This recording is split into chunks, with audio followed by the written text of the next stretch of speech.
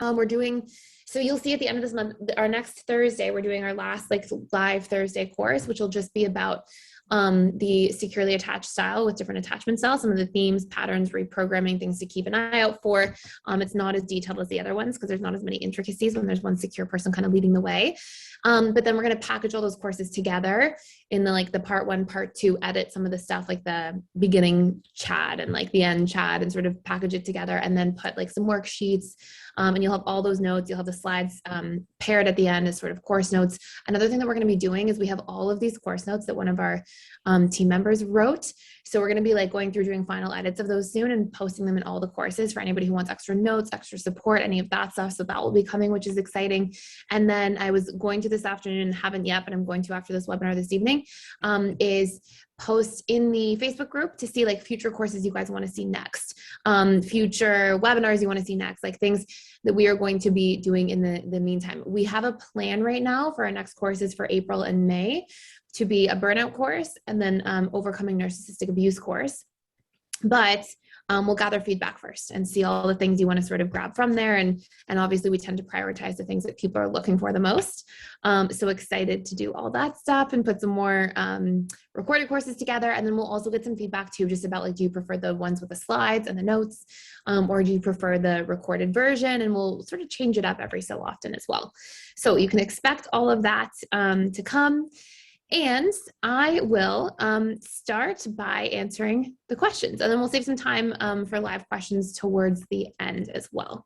And Robin, I will make sure, Robin and Sanjana, I'll make sure I get a chance to touch base with you guys first, because I know you guys were waiting from this afternoon, and poor Robin was like muting and unmuting, and we kind of missed the boat there. So yeah, that should be great. Okay, so the first question I here this evening is from somebody named PDS. Hello, PDS. How are you? So PDS says, hi, Thais. I wrote in a few weeks ago about how my DA broke off our engagement, and you said they normally come back around in 3 months. This is what happened. Almost exactly 3 months after we were talking, and I was saying about how we aren't together anymore, and he said, oh, okay. What do you mean we aren't together? And he went on to say, I don't think we will ever break up, and we've always been together, and referring to the 10 years of us liking each other, which he was off and on. He since said that he can't be in a relationship and that I will always be his family and for me to move on. He also said that he looked at one of his friends who has a happy marriage, and he said to himself that he doesn't deserve that for himself, which I think is my shadow, because I've always believed I don't deserve to be happily married. Even though we are both kind-hearted people, it's like our self-worth gets in the way. Can you explain why DAs re-enter a relationship, not acknowledging their past behavior, and any thoughts? Yeah, absolutely. So great question. Thank you for sharing. And it can be really confusing, right? Because you see like almost exactly 3 months on the T, the person reemerges and they're like, what do you mean we're not together? And it's sort of like, you know, just in full transparency, it's honestly like, it's not like the person's intentionally trying to cause hurt or pain or gaslight or anything like that, but it really like, it sort of has a similar emotional effect as gaslighting would, because there's this element of like, hey, you just like totally took away from my reality, like my experience over the past 3 months, and feeling like, hey, there was all this pain and suffering, and I just went through this breakup, and I missed you, and all these things that I had to go through. And then you say like, that didn't happen. And it's not the person saying that didn't happen. So it's not this like direct, and definitely not like intentional or like a strategy to gaslight.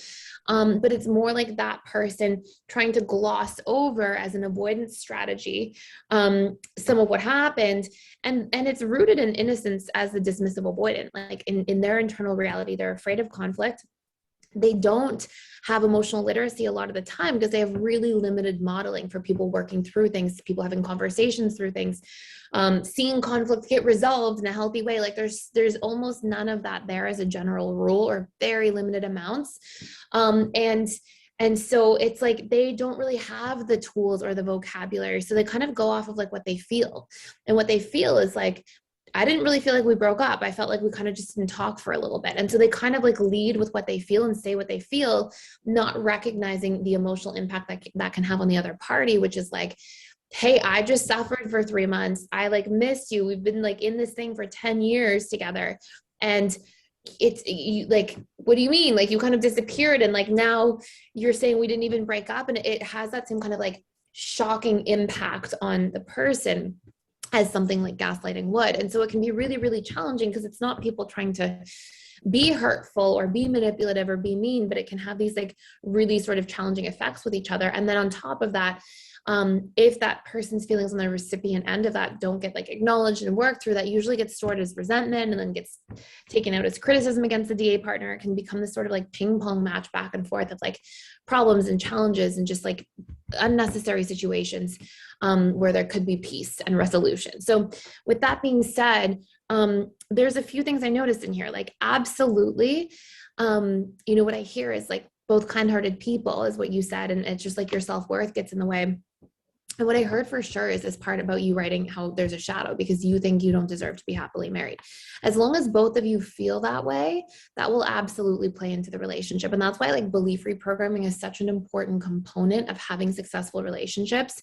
Because if we don't reprogram the limiting beliefs within ourselves, then we're not going to see the needle move in our external relationships. It becomes super challenging to really see transformation, right? And those things will show up in different forms. So number one, I would definitely say like, hey, you both have like a shared belief that's showing up as maybe a shadow trait as well. And that belief is like, I am not deserving of love, or perhaps I am unworthy of love. For the DA, often it's like, I am too defective for love, which is so sad because no one should ever have to feel like that. But it's just, that's the impact that neglect has on the subconscious mind a lot of the time. And so you really want to work through those things. And then secondarily to that, the DA also has to work on love and connection is safe. Because it's all like vulnerability is unsafe and all these things are unsafe. And it's like, no, love and connection has to be seen and felt and experienced as safe. And that's when you're going to see like, again, transformation in a healthy form. So these things are really important. And you would want to start by reprogramming those things first. Another thing too, is since you're kind of like in this dynamic, you said he said he can't be in a relationship and you should move on. I would say to him, like, have a conversation, say, look, I cannot be in like a gray area with you. And I want to make this work. I think I know some tools that can help. I would like to give it a shot. It's been 10 years. But if you're not willing to do that work with me and to show up and to try new things and put work into it, then I obviously also can't just stick around and stay in a gray area. And I also will have to close the door permanently because I can't wait around, and keeping me in that like gray area of who knows, and maybe I'm in, maybe I'm out, is like really, really difficult for me. And so I would love to try to put some work in. I have some ideas. I would love to brainstorm it with you, talk about some potential solutions. And I need an answer in the next week, whether you're going to try that with me for a period of time or if you're unwilling. And you have to get yourself out of that gray area because being stuck there is really difficult. And also like, what I don't want for you is to think like, oh, 3 months and then wait around for 3 months. Like we don't want to be waiting around. We want to be able to like pour into, I mean, it sounds like you've been in here doing the courses and not just waiting around, but still like, you just don't want to have to be in a gray area at all. So that's step one, is to have the conversation. Step two, I mean, part of the work that you would have to do as an individual and as the collective is reprogramming on your biggest core wounds. You would ideally, if you work through your top 5 core wounds, you've made so much progress in your internal dialogue and your self-esteem and how you feel about yourself on a regular basis. So doing belief reprogramming on that top 4 or 5 will be huge. Ideally, he would do the same thing. And then also making sure that you get better with your boundaries, get better at expressing those boundaries, get better at knowing your needs and communicating them and meeting them in the relationship to yourself. And if you can really start doubling down in those areas, you're going to see that you start feeling way better. And if that's something he can do in the relationship with you at the same time, then obviously that's going to be really, really powerful for the relationship, right? Him learning about his own needs and his own boundaries, and for him getting in touch with his own emotions so he can know what he's needing and feeling in real time as well. So really, really great question. And thank you for sharing, and you'll have to keep us posted. Okay, the next question I see here is from Star. Hello, Star. How are you this evening? So Star says, hi, Thais. I'm starting to fall in love with my DA boyfriend, and I'm not sure how to approach telling him. We've been dating for 3 going on 4 months. I'm FA working towards secure. Putting in the work paid off because I've not only been able to sustain a healthy relationship with him, someone who hasn't been in a relationship for 6 years, but I've also acted in a way that's made him comfortable opening up to me. He's acknowledged that he has trust and abandonment wounds that he wants to work on, issues with trust and abandonment, etc., that he wants to work on.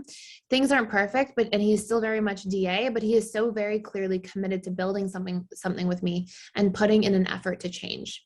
We are in a good place, and I don't want to overwhelm him by saying I love you, especially if he isn't emotionally there yet. But at the same time, I want to be authentic and not hide my feelings. Whenever I feel the urge to say this, I want to be able, whenever I feel the urge to say, I want to be able to, or should I be more strategic about how and when I share this? Okay, great question. My answer is definitely share what's on your heart. I think, when we learn these tools, the whole point of these tools is to like empower the relationship to ourselves, to become more honest with ourselves, honest with others, as a byproduct of knowing ourselves and having that honesty internally, being able to share, being able to communicate. And the last thing we want to go away from is authenticity. And so like you feel that authentic need. And you also notice something else, like, because think about it in and of itself, like if we just like hold it in the light, it is bad that you're falling in love. Is it true? Right? Like, no, like that's a beautiful thing. That's wonderful. And if you're concerned that like he's slower moving emotionally, then, and he may or may not be, right? You don't know at the end of the day, but let's say if that's because I see that that's your concern and your question, then you can just address that from an authentic place as well. You can say, look, I'm falling in love. I'm not saying this so I can pressure you to get there. I'm definitely not putting any pressure on the relationship around it. But I want to let you know because this is how I'm feeling and it's nice. And, just being able to share something from an authentic place. And if you're concerned, you can talk to the next concern you have and be authentic about that concern too. But it's like the addition rather than the subtraction, right? It's not like, hey, let's repress. It's like, hey, let's express. And if there's some other concern I have in whatever it is that I'm expressing, no matter what it is, whether it's a boundary one day, a need one day, a feeling you're feeling like love, then you touch on the other need or concern authentically as well. So that's going to be really important. And I feel like you know that, but then there's, little bits of like, oh no, is it too early? So I think you're in a great spot. And if you are concerned, you can definitely address like the pressure and just say, I don't want to hide my feelings and I'm not putting pressure on anyone else to be at that place. And I appreciate that I'm seeing you like put an effort and be committed. It really means a lot to me. And also just wanted to say one last thing in regards to your question, which is clearly you're really showing up and doing the work, both internally and also this dynamic in the relationship. And so great job. And I'm so happy for you that you're seeing, because this is what I usually do see. And of course, there can be exceptions. It doesn't necessarily reflect the one person, but a lot of the time, when people would come to me in counseling, what I would see is that like one person comes in and they bring their partner in. And as long as that partner is willing, I would see like if the one person makes the DA feel safe, the DA like does amazing and shows up and is super, super committed, and is imperfect as humans are and forgets things sometimes and makes mistakes, but it's like with gentle reminders, with consistency, with clear expression of needs and boundaries, and clear expression of, hey, this is what's going on for me when you don't do this, or when you do this thing that hurts, or whatever it might be, with the appropriate amount of information, with a safe environment, with consistency and clarity. I find that DAs are very, very committed to moving the needle. So beautiful question and great work. Okay, the next question I see here is Noella. Hello, Noella. How are you this evening? So Noella says, hi, Thais. How can I deal with some of the anger outbursts as an FA, especially after being triggered by someone? Great question. Okay, so let's break down anger outbursts. So we know that every single thing the subconscious mind does is to get a need met in some form. It's serving you in some way. It may be in like an outdated way. It may be in a way that like just serves something small, like self-protection or whatever it might be. Well, it's probably a pretty big thing, but like that seems kind of random relative to a situation. But it's serving in some way or a mind wouldn't be doing it. And so when we break that down, we can like break down anger and we can look at, well, if my, because it's not anger, right? Like, well, I want to be really, really clear because it's actually quite nuanced. It's not the emotion of anger, right? The emotion of anger is feedback. That's the need that our emotions need, is to give us some kind of feedback about a situation. The emotion of anger is not healthy or unhealthy, right? It's, if anything, it's technically more healthy because it's your brain working and giving you feedback. But it's what we deal with or how we respond to our own feelings of anger that can become healthy or unhealthy. And so just to be really clear in Noella's question, she said, random anger outbursts. So I hear outbursts, which is the behavior following the anger. So what we're looking at is to hone in here and be like, okay, so the negative behavior or unhealthy or behavior related to anger, what do I do here? And so we know, okay, well, my behavior is trying to get a need met. And what I find almost all the time with anger in an unhealthy way, like that angry expression or outburst, is what does it do? It gets you seen. How does it get you seen? You get loud, right? You're like, and you get loud. And you'll notice when people feel emotionally further and further apart, they raise their voice, right? When they're arguing, they feel more and more disconnected, they get louder. And it's our subconscious mind strategy to close that gap.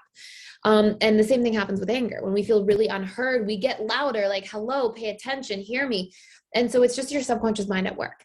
So to get heard, to get seen, often people become angry when they feel powerless. And so it's like, I'm trying to take my power back. I'm trying to say, no, like I'm going to get big and loud and scary. And you can't just walk all over me. You can't just a power struggle, like trying to retain power. And it's often a strategy to set boundaries when we don't have better boundary setting in the meantime. And then of course there's like other trace elements in there of like self-protection, right? Or self-defense. And so when we want to work through those things, we can do it proactively or reactively. And ideally, if it's like something that's a pattern in our lives, then we do both, right? Because we know that, hey, I'm not going to be perfect when I do things proactively. It's going to take some time to reprogram. So I want to have like retroactive or, proactive and responsive tools after the fact as well in here to support me. So with that being said, when you really take a close look, it's like, well, proactively, and I've seen this like clockwork, they go hand in hand. The better you get at setting boundaries around all the small things in life. So just being able to say a casual no to something that you don't want to do, a casual no to a task you don't want to take on, or just feeling comfortable saying your no's in real time, the less anger that you are carrying. They tend to go hand in hand. And when people get better at boundaries, they tend to get much better at their relationship to anger as well. So you want to become better at boundaries in real time. You can sort of dig into the boundaries course. And the goal would be for you to feel comfortable with people around you saying your yeses and nos around things that come up on a daily basis in life. We may not be perfect, but if you're batting like 90%, that's going to have a massive impact on your relationship to anger. So that's number one. Number two, you want to be like, well, why do I feel powerless to begin with? Right. And usually that has to do with boundaries. It's like, well, if I don't think I can speak up, I don't think I can say no, then I feel really out of control of my life and really powerless. And then I hold it in, and eventually it kind of becomes an outburst.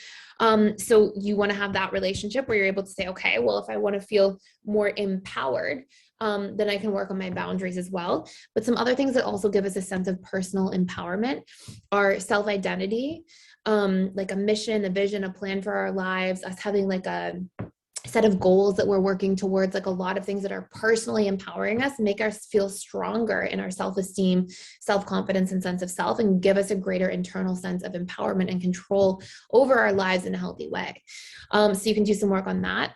And then also why or where am I not feeling seen and heard?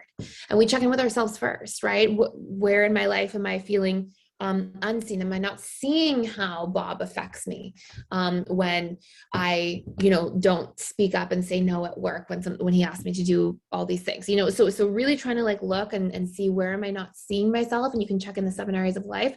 Where am I not hearing myself? I can check in the 7 areas of life.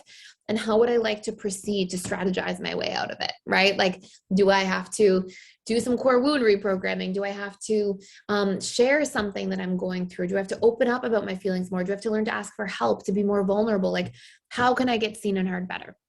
And usually when we work on those root causes, those surface symptoms, the symptom being that unhealthy expression of anger can fade away.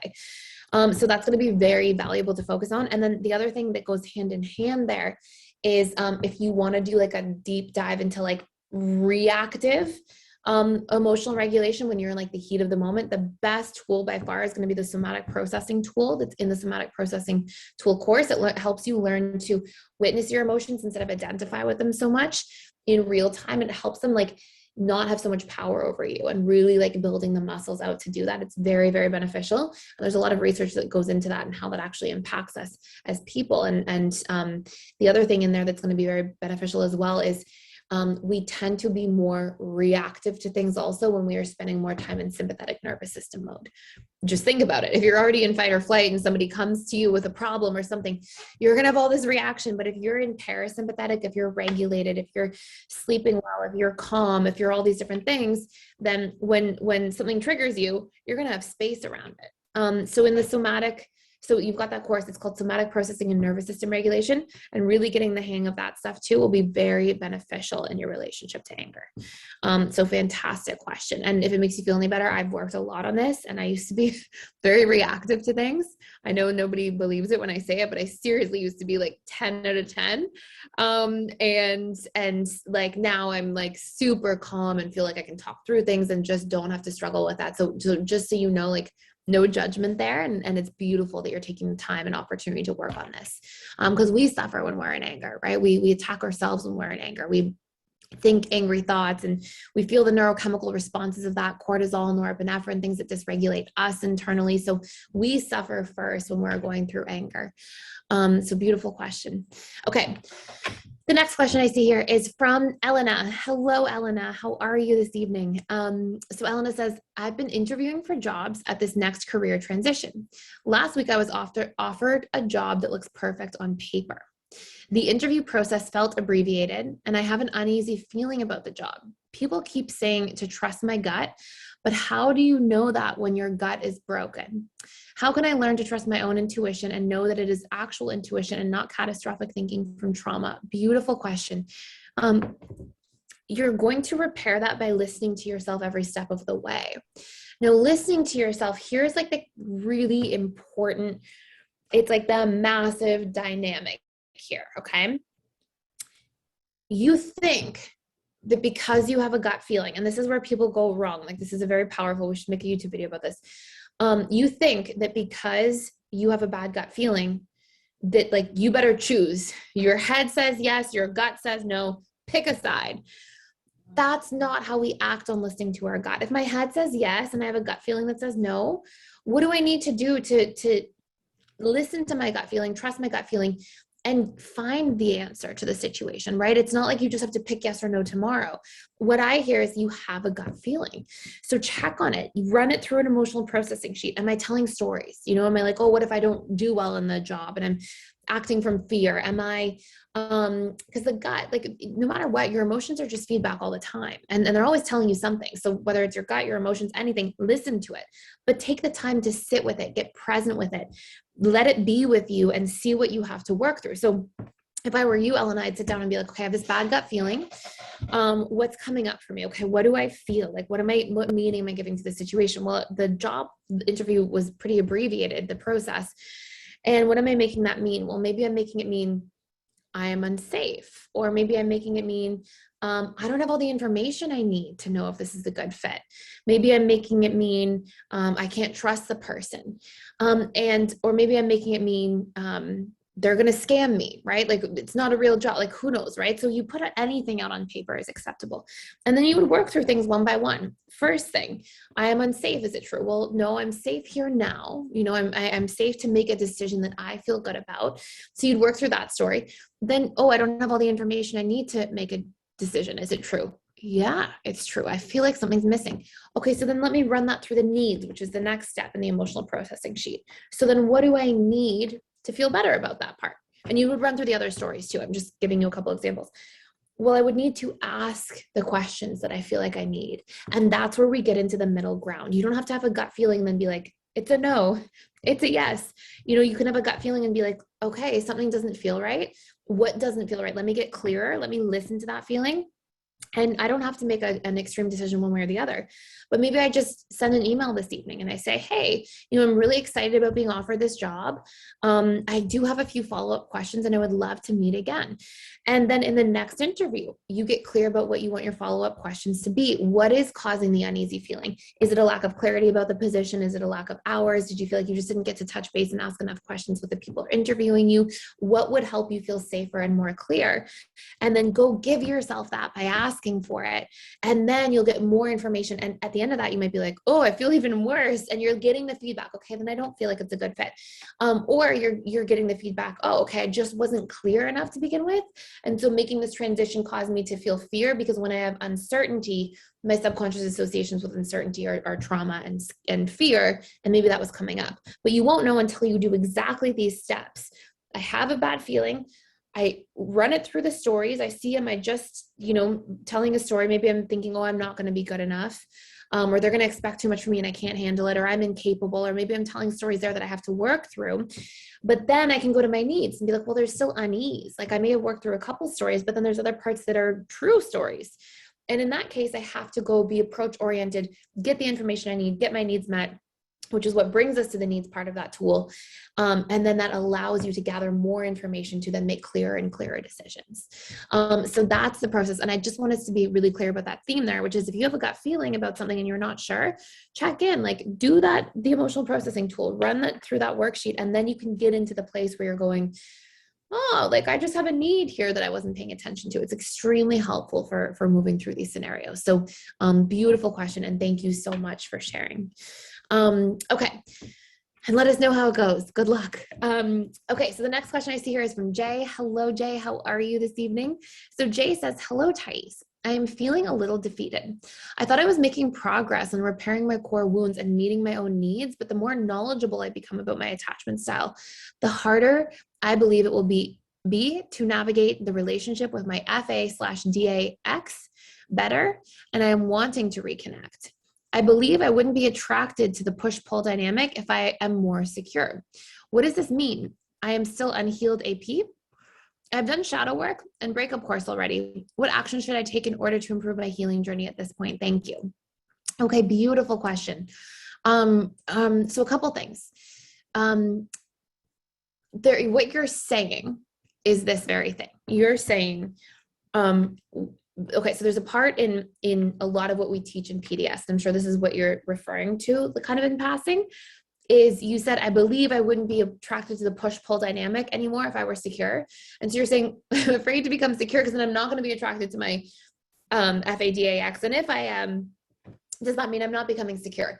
To a certain degree, there's going to be a really strong reflection there. Okay, so to a certain degree, if you're in a dynamic, okay, where you have this like connection with somebody, okay, let's split into two parts actually. If you are really attracted to somebody and it turns out they're FA leaning DA, there's probably some parts of you that are FA/DA in the relationship to yourself. So really that looks like, maybe there's places where you're violating your own boundaries, right? And that creates trust wounds in the relationship to yourself. Maybe you're dismissing your own feelings and needs. And so these things feel familiar. So then when you're around somebody who's FA or DA, you're like, oh, familiarity, and it feels attractive. And it is one of the major features that drives attraction. Now, to be clear and to be really specific, that's not the only feature that drives attraction. Okay. It can be somebody meeting your deeply unmet needs. It can be somebody expressing your repressed traits. There can absolutely be other features that cause you to feel attracted to somebody. And to be even more specific, which is a really important part to keep in mind, Jay, is that it's not like you are just attracted to somebody and you just met them. You've already formed a bond with somebody. So there's a difference between being attracted to somebody and something driving attraction because it's your own subconscious comfort zone versus you have a bond with somebody. So if you were AP historically for a long time, formed this deep bond, then started to become more secure and then still feel feelings for your ex, that's not necessarily like feelings based on attraction, just driving at the subconscious level, but feelings based on the bond that was there. Now, at the same time, as you become more secure, those behaviors will feel less acceptable to you because in your own subconscious comfort zone, they will feel less familiar. But I definitely wouldn't expect you to like sit down and be like, I'm becoming more secure. I have no attraction to this person. I have no feelings left immediately after they've already been somebody you're in a relationship with. So I definitely wouldn't I sort of get the sense that maybe you're like, I'm still interested in being with the person. I must not be secure. And you kind of like gave it meaning, but it's a little more nuanced than that. It's a little more detailed, right? You have a bond versus attraction. You have three major features that drive attraction. So there's multiple things going on, but those are really all of the major things in there. So what I would say is, if you're still interested in that dynamic, and I'm assuming you didn't share too much in here, but, I'm assuming that you're kind of in this dynamic where it's like you are wanting to reconnect, but like, I don't know if you're talking to the person right now currently, or like if you're in a romantic dynamic with them, and you're kind of like still chatting about maybe getting back together. But if I were you right now, I would be like, okay, number one, getting really good at meeting my own needs. I know you mentioned it in here and you're doing better, but remember, it takes like 21 or so days for our subconscious to start building a new comfort zone. And then that comfort zone still in competition with other neural pathways that have to take their own time to atrophy. So if I've been used to outsourcing my needs to everybody else my entire life, and then I'm starting to try to meet my own needs, first of all, it's going to feel weird for the first 21 days because I'm like, oh, this is uncomfortable. It's doesn't feel the same to give myself encouragement or to write out my own wins or what I'm proud of, rather than for somebody else to give me acknowledgement or something. But over time, or, appreciation or whatever it might be. But over time, as I start to develop that, I start to see myself and I'm like, hey, you know what? I am doing a really good job here. And I can take the time to give myself a pat on the back for that. And, and you'll start to feel it more and get more comfortable with it and see yourself as a person, like see yourself. And over time, you'll start to be able to receive from yourself as you build out that relationship to yourself and develop a subconscious comfort zone. But then you still have this old subconscious comfort zone where you're used to this person meeting your needs in a certain form. So really doubling down on that and being patient with that will be huge. And then also doubling down on any core wounds that you feel like may still be there, may be left. I get the sense you're like somewhat new in your core wound journey, but are showing up really well and effectively. And then what I would say, Jay, is set a deadline. Like, I really think it's important that we set a deadline and we're like, hey, if I'm talking to somebody still, if I'm like kind of in this gray area, I'm going to work on this relationship for 2 months or for 6 weeks or for pick a deadline of time that's reasonable for you. And then really show up in that time, have the tough conversations, set the boundaries, really nurture the relationship to yourself. And you'll see, am I still attracted to some of these patterns, or is it just the familiarity of the bond? And you'll also see, is this person willing to do the work and show up with me? And if they're not, then I'm going to have to choose to walk away, because it's unfair to myself to be the only person participating in this dynamic. So those are the steps I would take. Those are the things to be aware of. And it's a really fantastic question. And I definitely would not, give yourself any like painful meaning or judgment that you still feel something towards that person. That's not a representation of security or not. So great question. And thank you for sharing. Okay. The next question I see here is from Scott. Hello, Scott. How are you? So Scott says, hi, Thais. My FAX is sending very small breadcrumbs about 4 weeks after the breakup. She's going on a trip back to her hometown where her ex lives, and they stayed very friendly throughout our relationship. I'm worried that they'll get back together. Should I reach out to her? Okay, really, really great question. Here's what I would say in detail. Number one, there's this little thing in here that I notice, and it's that you're making your decisions from like fear of an outcome related to her behavior rather than truth of being in relationship to your own needs. Okay. So when you're like, oh, I'm worried that she's going back to where her ex is, I'm worried they're going to get back together. So then I'm fearing that, and that's driving my behavior. That usually is the type of, and it's funny, but at a deep level, because of so many subconscious things that are kind of like happening in interaction at a deep level, when we make decisions based on fear of outcome rather than truth and alignment with ourselves and our needs, those are usually the ones that backfire on us the most. I've definitely seen that as a pattern with many, many people over the years. So it's something good to keep in mind. Now, with that being said, you want to get really clear. And I would start like this, Scott. I would go, number one, it's 4 weeks after a breakup. How long am I willing to keep her on my radar, right? And how long am I willing to be, because you're in your own kind of version of this gray area. Like, are we talking? She's kind of breadcrumbing me. What am I okay with and not? Number two, so set a deadline there. Like, maybe if you're still thinking you could work something out, maybe try for 2 more weeks, maybe try for 4 more weeks maximum. But have a boundary there. So at one point, if you're like, okay, it's 4 weeks, the needle hasn't moved, I have to choose to stop investing my thought, energy, my time, or anything into that area. And that way you give yourself this chance to really walk away and heal. Now, in the meantime, if you're going to, let's say, work on this for the next 2 or 4 weeks, what are your needs in a relationship? What are your standards in a relationship? How do you want to be treated? Because, if you're not sometimes conscious about that, we can kind of, whatever's on autopilot will suffer.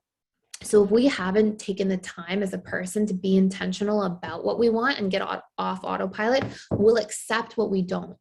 And it'll be like, oh, well, we'll just take whatever because we don't really know where we're going with it.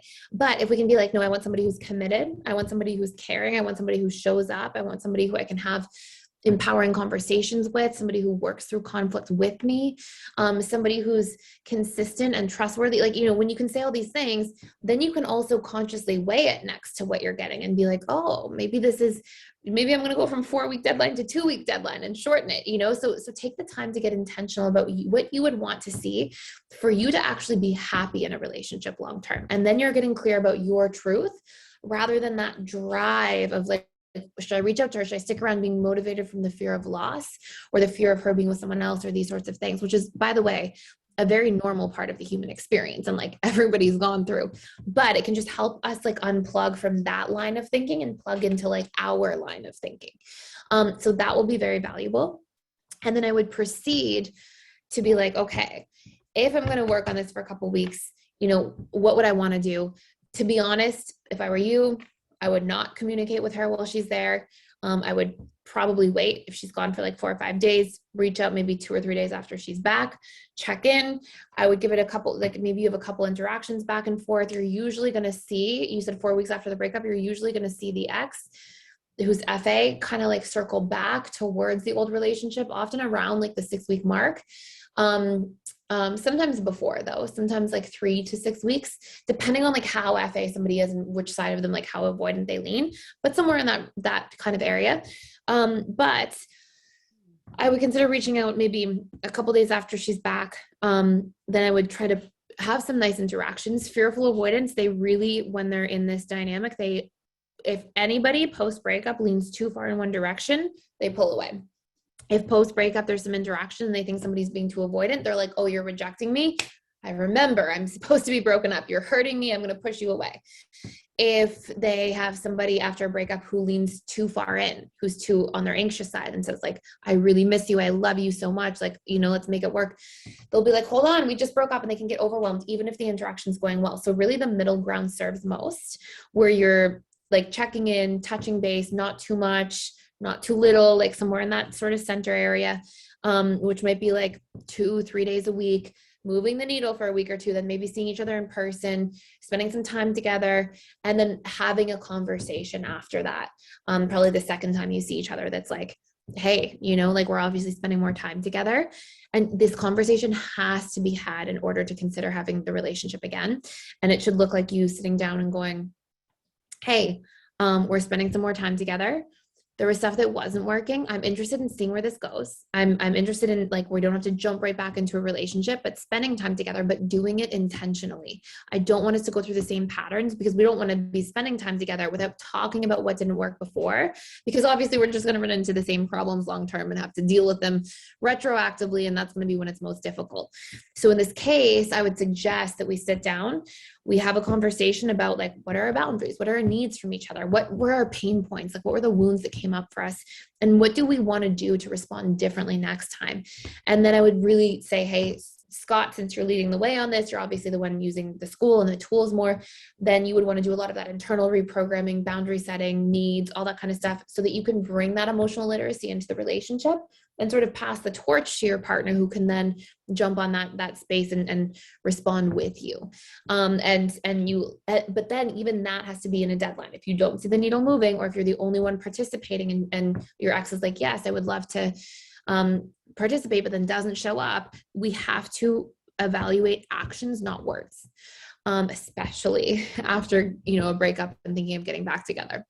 So it's at another deadline, and that would be the path that I would go. So I know you're probably looking for some of that stuff, like, how do I reach out? What do I do? But in the meantime, make sure that you're like checking in with yourself, what you want, what you need. Do the how to heal from a breakup course, so you're at least detaching from like some of the unhealthy patterns that may attach you to her, and you can keep like moving at it or towards it from a secure perspective, but also keep those boundaries and deadlines in mind, so you can truly walk away guilt and regret free if something's not working.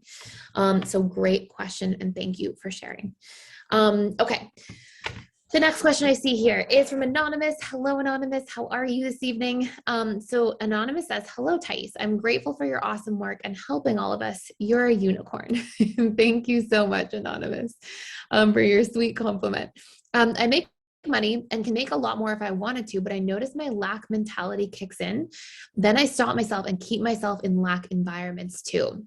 I've already made half of what my goal is in February. And when I want to continue to strive, that something is stopping me. I notice I have a fear of being wealthy. Where is that coming from and why?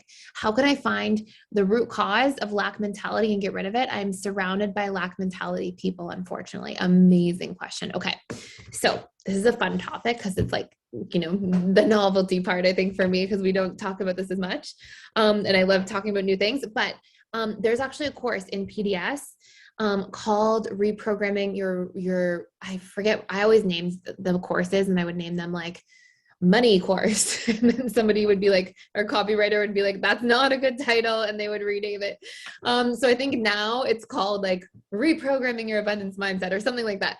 But if you type in like abundance or money into the search bar in your dashboard, you'll see that course come up. And basically, there are 40 of the most common beliefs I tracked during my 8 or so years of client-based practice with people. So what I found is like all these very specific core beliefs related to money. And the way you can ask yourself, and like I'll give you a few of them that are really common. And we pick these things up along the way. And I've done reprogramming on this. And I used to for sure have this horrible belief that I thought like money was bad. Like if you care about money, you're bad. And then I read this book one time and it was like, it kind of was a wake up call. It was like, if you try to deny that money is affecting your life, like then you're living in denial, right? Like money, we all have a relationship to money and it's either something that we feel, it doesn't mean you have to be like, oh, I need to make more money all the time. And that should be the main focus of your life. But like, you can't escape that you have a relationship to money. So you either empower it or you don't. And it was like, oh my gosh. And if we project all these painful beliefs onto money, like if I want money, I'm greedy, focusing on money is bad, caring about money is bad, caring about money will destroy my relationship, all these things, then we fear it. And so because our subconscious mind really wants to maintain its comfort zone, then what will happen is whatever, it's like if you believe that somebody gives you a glass of water and you think it's really poison, you're going to be like, stay away. It doesn't matter what's in the glass of water. It's what you believe about the glass of water that's driving your emotional response and your behavior. So the same thing with money. If we believe really negative things about money because our subconscious mind is wired to avoid pain and to seek pleasure, then as soon as money comes near us, especially beyond whatever our financial set point is based on our subconscious programming, which usually has a lot to do with your relationship to money in childhood, like how much money you saw, how much lack you saw, how much fear around money, how much conflict around money. We sort of have like a set point, and that course helps you determine it. And then it helps you find specifically the core beliefs and reprogram them. And a lot of the ones, Anonymous, when you say, it's like you're making all this money and then you're like, oh, I'm already halfway of what I wanted. And so something stopping me. I should stop striving. And usually these are things like a belief that, so there's a lot, but one of the biggest ones is I'm undeserving or I am unworthy. I've seen a lot of ones like money causes conflict and tears up relationships. That's usually if you have like a household or a past relationship where there was a lot of fighting around money. And it's like, whoa, then I don't want that because it's going to violate emotional connection. But that was just the experience. It doesn't mean that everybody has to fight around money, right? That was just your programmed perception about it. We'll have a lot of things. I can't save. I can't earn. I'm bad if I care about money. I'm not good enough to make more money. If I make more money, people will be jealous. If I make more money, people will judge me. So there's a ton of different things. But what I would do, Anonymous, is I would actually set, so that 40 limiting beliefs about money is in the back of your workbook of that course. And I would sit with that and I would be like, okay, I'm going to visualize myself making more money and being more abundant and being out of lack. And I am going to, visualize it and then feel what comes up for me and look through those beliefs, and you're going to peg 1, 2, maybe even 3. Sometimes there's multiple ones at in our subconscious just comfort zone there. And then what we do is we learn to reprogram our relationship to money. We see that money is safe. We say that I'm worthy and deserving of making money. Some people fear that money will change them. Like, oh, I'm going to change if I have money. And why will I not change? Why will I be the same person? And in fact, be able to magnify who I already am. If I'm a giving person, I'll give more. If I'm a caring person, I'll show care more through financial means that I have. I'll come up with creative ways to contribute. So like, really sit with that and disprove those things. And it will help us get out of lack and into a space of abundance where we have just like all we're looking for. You don't have to be like, I'm programming myself to be a billionaire. All you're looking for is to not have any place of any of the 7 areas of life, because we are holistic people. And one of the 7 areas is financial. We don't want any of the 7 areas to be in a negative relationship, right? Where we have like something driving like us having this area of life and then trying to sabotage it, or having this area of life and trying to deny it or repress it. It's like saying, if you try to deny the relationship area of life, that hurts. If you try to deny the mental area of life, the learning area of life, it hurts. We suffer from that, right? If you're not learning and growing. If you try to deny the emotional area of life, we suffer. You try to deny the spiritual area of life, even if it's just like, even if you're atheist and you just have like morals and values, that is your spiritual area of life, that you're just intentional about. Like anything we try to repress, we don't pay attention to, it will come up in a challenging way. So it's such a powerful question, Anonymous. And I would sit down. And you can ask yourself too, if I'm wealthy, what do I make that mean, or why is that bad? And you can keep asking that question. You'll see, oh my gosh, or what am I afraid will then happen? I'll lose friends. People will take money from me. I'm just sharing ones that I heard people say a lot over the years. People will judge me. It's unsafe, or I will make money and then I'll lose it all, or I will fail eventually and then have to feel all this loss. Like, so there can be so many different things, but I would really do a deep dive in there for sure. And you'll get a lot of clarity in that area. And then do that reprogramming work, and you'll see that not just your financial set point changes, but you'll also see that the relationship to one of your major 7 areas of life changes, where you feel more at ease, more in abundance, and more empowered. So really, really great question. And thank you for sharing. Okay.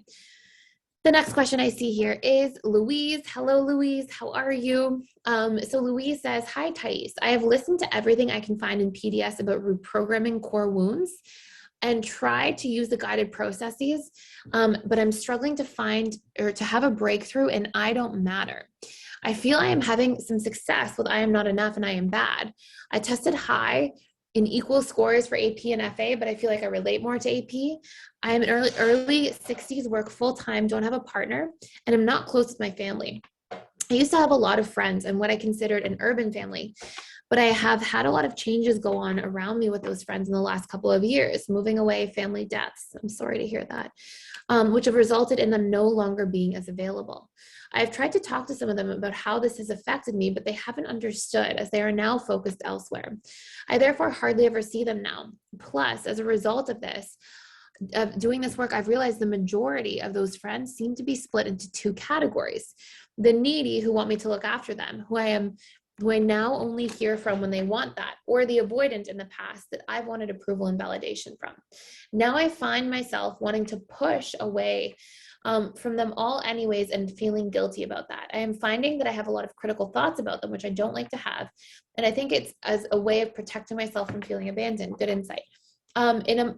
In amongst all of this, I've tried to make new friends, but seem to have hit roadblocks there as well, which I found difficult, as I can usually make friends very easily. Okay, these are fantastic points in here. So I'm going to go through a few here, Louise. So thank you for your vulnerability and for sharing. We'll talk about I don't matter as a wound. I will touch on that.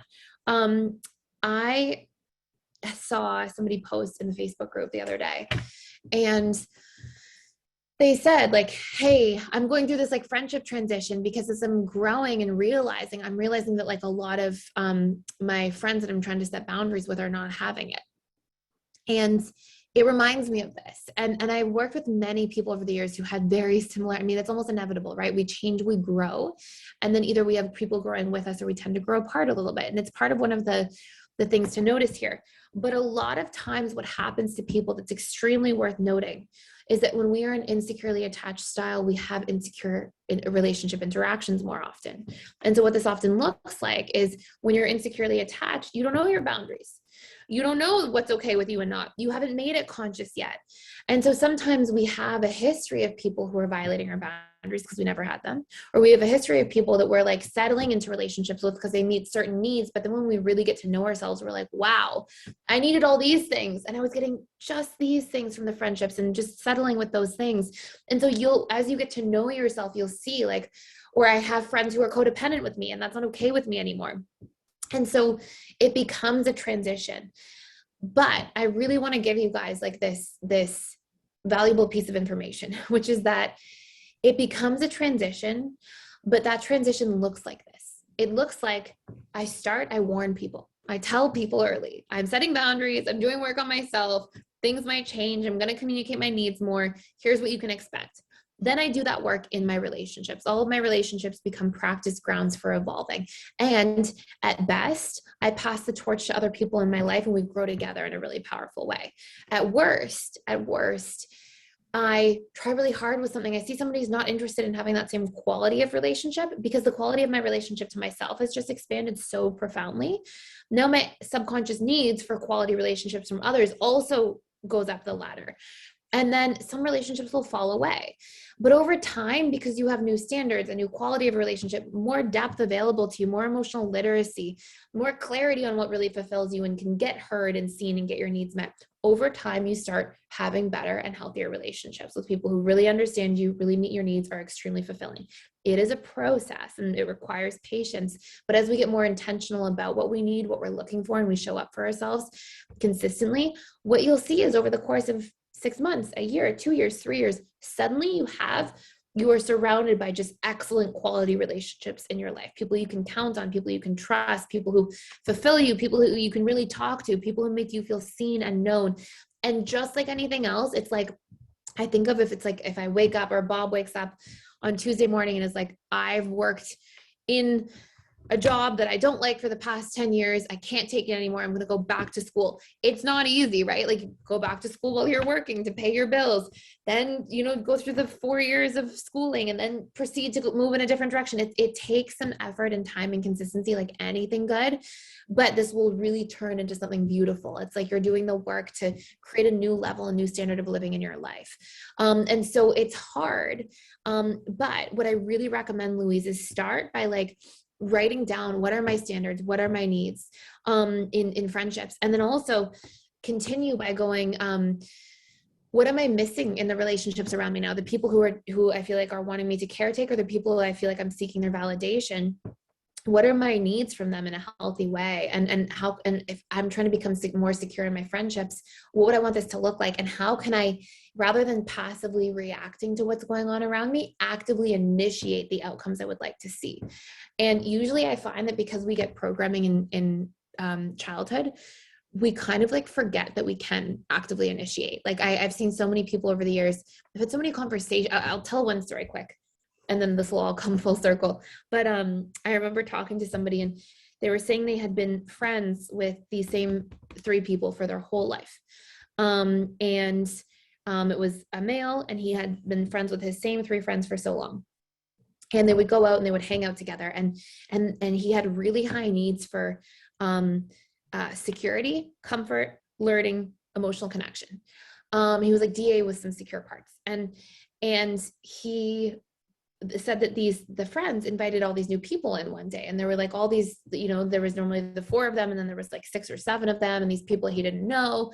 And he said it felt like it took away from like security and comfort and emotional connection. And so he was like, I'm not having a very fun time, and thought about going home, and then ended up leaving early.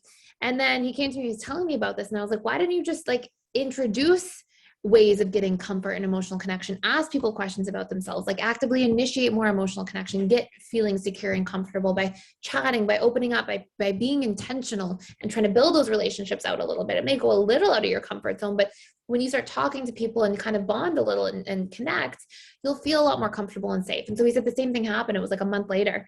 And he did it. And he was like, I can't believe how easy that was. Why didn't I just think of that? Like that I can just communicate my needs. And sometimes we forget.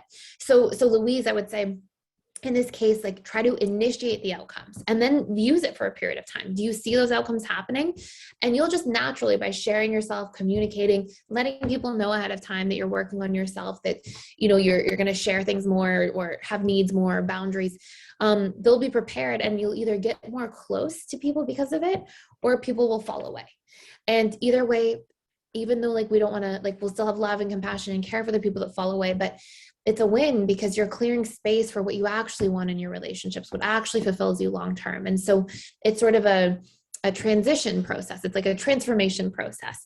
And I would really work on that. And then I would be conscious and intentional. And I would then proceed to go out looking for people who are going to show up the way that I need in friendships. And then the last thing is your I don't matter core wound. Whenever we're stuck, you could, like, how do I matter? Why do I matter? Look in the 7 areas of life. What characteristics, what qualities, what traits? What I hear from your question is that you're really connecting I don't matter to how much you matter to other people, rather than like intrinsic points of mattering. Like, how much do I matter because I'm a human? How much do I matter to the relationship to myself? How much do my own dreams matter? How much do my own plans matter? How much does my future matter to me? How much do I have qualities and skills and traits that can have a positive impact on the world, on other people? And how does that matter? You know, and so like really deriving intrinsic points of mattering.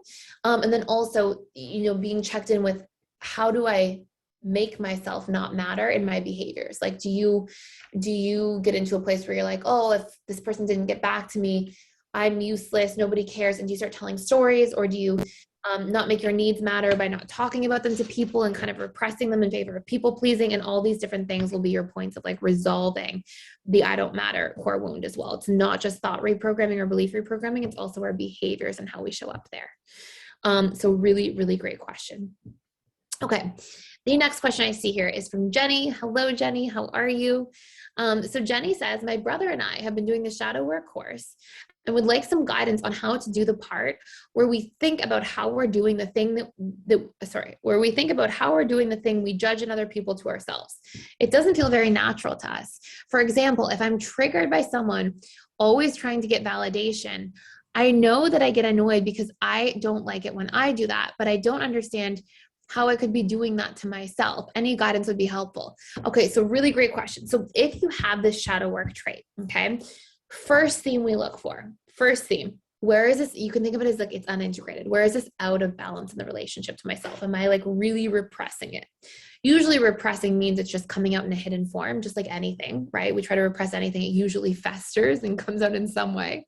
But that's sort of the idea. So when you say, like you want to convert it into a trait. So you're like looking at, okay, I'm triggered by someone always trying to get validation. So like, what am I judging that as? Am I judging it as attention seeking, right? And it's like, or approval seeking, or needy, or like, what's your trait that you're judging it as? And remember, there's a huge difference, and this is the key to shadow work. There's a huge difference between being in a relationship to something where we have discernment, where we can notice something objectively. We're like, oh, that person's like needing love or attention, or they're coming from a wounded place, and just being able to discern, versus when we're taking it personally, it's because it's personal to us. When we're like, oh, that's so triggering, and we're mad and we're judging it and we're making, you know, negative thoughts in our head about it, like these sorts of things. Okay. So, when you're looking at this and you're going, okay, they're seeking validation. Okay. So what's the trait that you're labeling it as? And then you're looking for, where is this mine as well? Okay, that's just the first thing. And if you go into like the deeper parts of the shadow work course, it helps you uncover the wounds underneath it, so you can work through those wounds and change the behavioral output.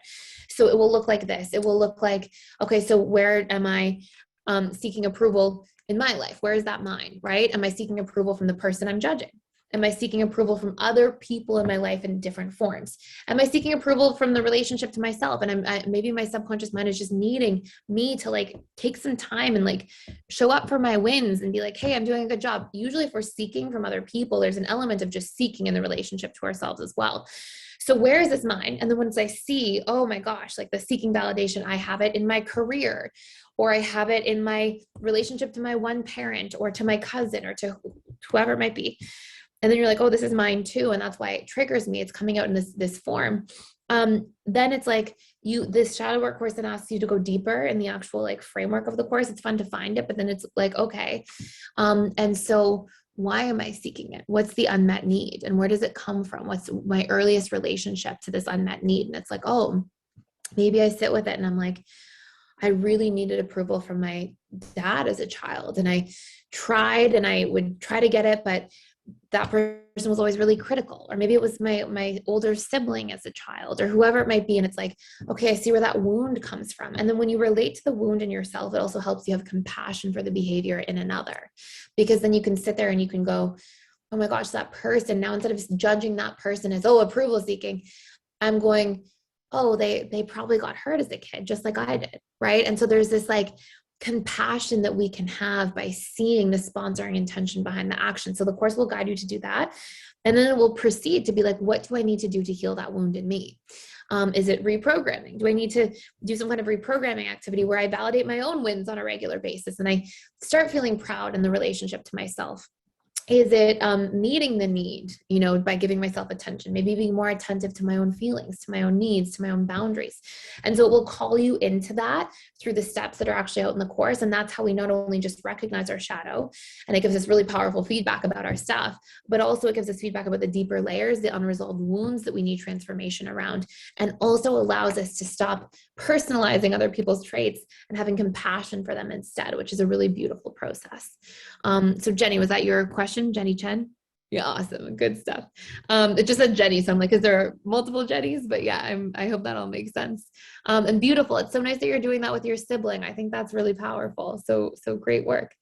Okay. The next question I see here is from Carrie. Hi, Carrie. How are you? So Carrie says, hi, Thais. I have done great with my triggers thanks to your work, but I have a bit of a blind spot. Hi, Carrie. I'm a recovering FA. I find that I still get strongly triggered by other women, and I find myself thinking, I wonder if they know my ex. I wonder if they are in dating apps and could meet my ex, etc. And I get triggered and jealous. I don't feel I am comparing myself to them. I also broke up with my ex, not the other way around. I feel threatened, but for no real reason. Is there a common reason why this happens? I also find my triggers flare up around that time of the month. Why does that make it worse? Thanks so much. Okay, beautiful question. Okay, you asked some really good stuff in here. So you said, and I just want to highlight this part here for a moment. We're gonna have to order. Sorry about that. So the dynamic in here is you said I get triggered for no real reason. I feel threatened for no real reason. There's never such a thing. Just to be super clear, every reason is real to us because we are not getting triggered by our objective experiences. We're getting triggered by our subjective experiences. Okay. So just a really good reminder, we can get triggered by the tiniest thing, and we can get all judgmental, oh, I got triggered because I spilled the water or whatever.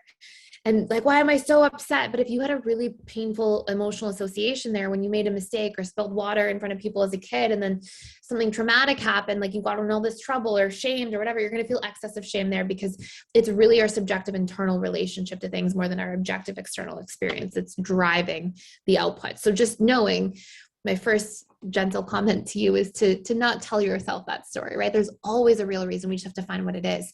And so for you, when we look at jealousy is a trauma response. Jealousy is your nervous system responding. Because in childhood, attachment meant survival, okay? Because our species needs to rely on our caregivers to survive. When there are threats to attachment at a young age, especially if they involve external attention, external feedback, external people, then what we can do is we can get really triggered. We can actually have stored trauma around that. I've often seen, and I've shared this before in here a couple times, but just in passing, I often saw as a very strong pattern with people that people struggled with jealousy more who had siblings closer in age. And I found that to be super interesting. And I think part of what happens, or siblings who are already starved a little bit for attention to begin with. But that would be a secondary thing, an honorable mention to that first major theme. So I found, if you imagine, right, you're a child, you come into the world, let's say you're the firstborn, you're getting your attention, you're getting needs met, all this stuff. Then let's say you're 2 years old, the second child comes along, you have a sibling. Well, you know very well at a biological level and deep unconscious level that you need your caregivers to survive, and their attention means your survival. And so now when that attention is being split to another sibling, well, now that sibling has become a survival threat. And I've seen a lot of times, like, if both parties are not getting their needs met, then they start fighting for their needs, right? So we can have some stored associations there, big time. And I found again, just a lot of really interesting themes. But anyways, I won't go too far down the rabbit hole, but that's a really big theme. And so jealousy is that survival response. It's like my territory, my stuff, my survival. And that's why it's such a horrible feeling for people when it's triggered or activated. Then we have envy, which is a little bit different. And envy usually represents the parts of ourselves that are missing or that we've left behind. And if you, for example, had a hobby that you loved, that you were really good at, and then you got really busy with work or with kids and you left that hobby behind, when you see somebody doing that hobby, you might feel a little bit of envy. And that envy is actually a representation of the longing for that repressed or sort of disconnected part of yourself. And it will show you, it's like sort of this like longing with suffering in there, because we feel like we can't access it. So anyways, so when it comes to jealousy, first, I would just recognize nervous system response. Second, something has to be activating that nervous system response. And so what you're probably feeling is like, oh, if there's a dynamic where this person meets my ex, this person's dating my ex, this person's in a relationship with my ex, what you have to find is, what do I make that mean, or why is that bad? And as you keep asking, or what am I afraid will then happen? And then as you keep asking those questions, you'll get that answer, and you'll see that whatever that answer is the catalyst for what activates those old wounds stored in your nervous system from painful past experiences. So to be clear, it could be like, well, then he will move on. He will forget about me. Okay. And what do I make that mean? And why is that bad? Well, then it means I'm not loved. And I'm now an unloved person. And if you had really stored painful wounds around feeling unloved as a child, that felt like that it was a nervous system thing, like a threat to survival, if I'm not getting my love and attention from caregivers, then that's what's being dug up. And that's where that intensity of response is coming from. And so what you would do is two things. You would do some nervous system regulation work, which you can do in the back of the somatic processing course. And you would do reprogramming on the core wound that's coming up, that's acting as the catalyst to dysregulate your nervous system and cause that feeling of jealousy as well. So really, really great question. Okay.